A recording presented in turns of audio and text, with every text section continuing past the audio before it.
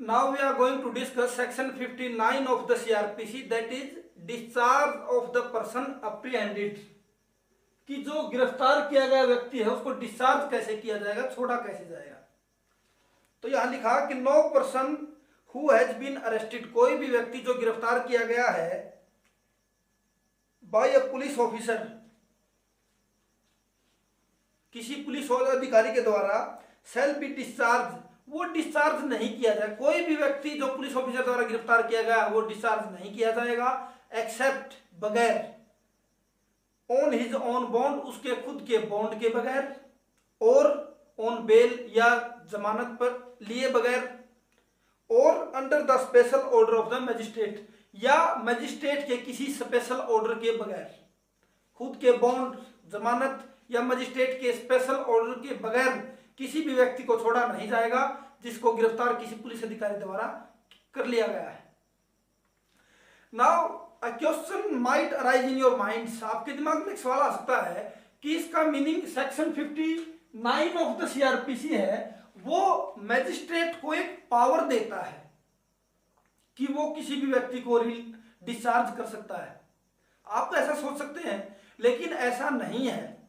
ये सेक्शन किसी मैजिस्ट्रेट को इप्सो फैक्टो इस तरह से कोई पावर्स ग्रांट नहीं करता है, बल्कि ये उसी सिचुएशन में लागू होता है जब इस कोड के, इस सीआरपीसी के किसी दूसरे प्रावधान में उसको छोड़ा जा रहा है।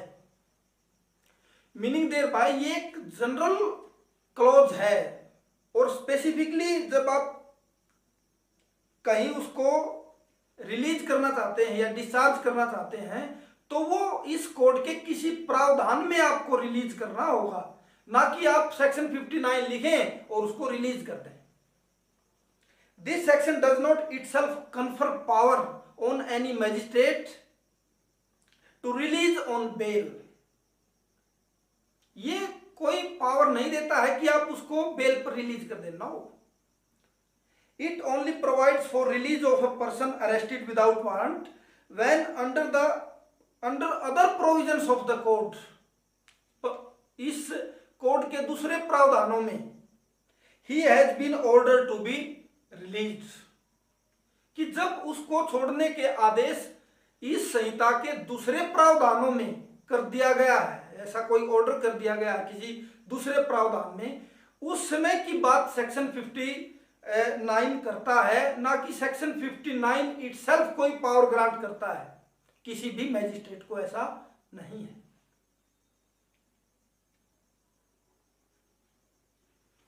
तो मीनिंग देयर बाय किसी को रिलीज, डिस्चार्ज करने की, और डिस्चार्ज कितने तरीके से हो सकता है? 3 तरीके से, ऑन बेल, ऑन बॉन्ड और by the special order of the magistrate. तो ये तीनों ही चीजें एक बार फिर समझे आप कि सेक्शन 59 में जब किसी व्यक्ति को रिलीज करने की बात कही गई है, और रिलीज 3 तरीके से है, ऑन बॉन्ड, बेल और under special order of the magistrate. तो ये कहता है कि ये तीनों ही बातें किसी दूसरे प्रोविजंस जो इस संहिता के हैं उनसे फुलफिल होनी चाहिए। मीनिंग देयर बाय किसी धारा, सीआरपीसी की जो दूसरी धाराएं हैं उनमें उनको रिलीज किया जाना चाहिए। वो बॉन्ड पर भी हो सकता है, बेल या स्पेशल ऑर्डर, तभी सेक्शन 59 शैल बी एप्लीकेबल। और अपने आप में सेक्शन 59 किसी को बेल की या बॉन्ड की या स्पेशल ऑर्डर की गारंटी किसी मैजिस्ट्रेट को नहीं देता है। Keep this thing in mind. Now एक फ्रेज है, the special order of the magistrate, under the special order of the magistrate, और ये ऑर्डर कहां है, किस धारा में है? Under section 167 of the CrPC. ये स्पेशल ऑर्डर कहां होगा? 167 सीआरपीसी में होगा।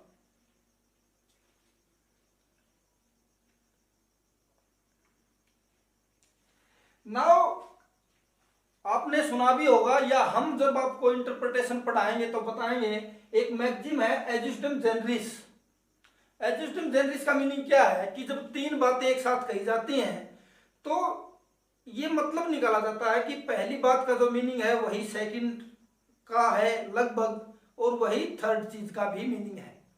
तो यहाँ तीन चीजें क्या कही गई हैं कि ऑन हिज ऑन बॉन्ड, देखिए बैरक में आप, और ऑन बेल, और under the special order of A magistrate.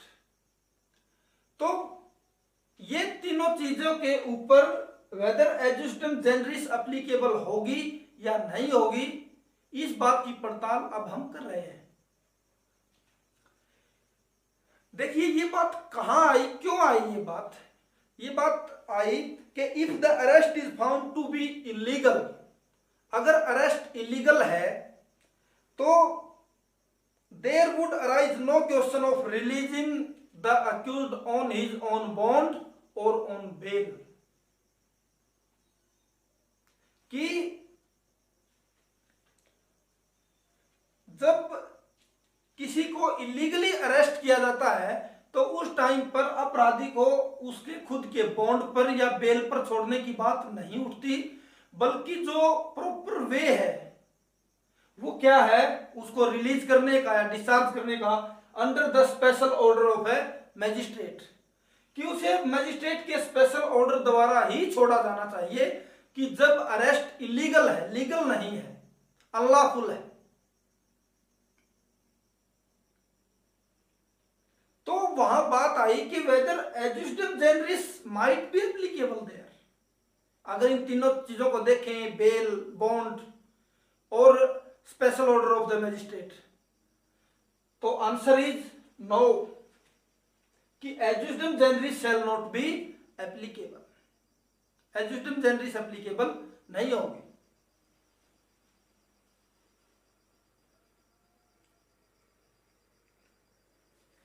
देखिए सेक्शन 59 की अगर मैं बात करूं तो it is applied to both types of the cases, that is warrant when a person is arrested without warrant as well as when a person is arrested without warrant. गिरफ्तारी चाहे warrant से हो चाहे बगैर वारंट हो, section 59 दोनों ही चीजों पर अप्लाई होता है, एप्लीकेबल है। In this way, we have discussed section 59 of the CRPC fully. Enjoy the lecture. Thank you.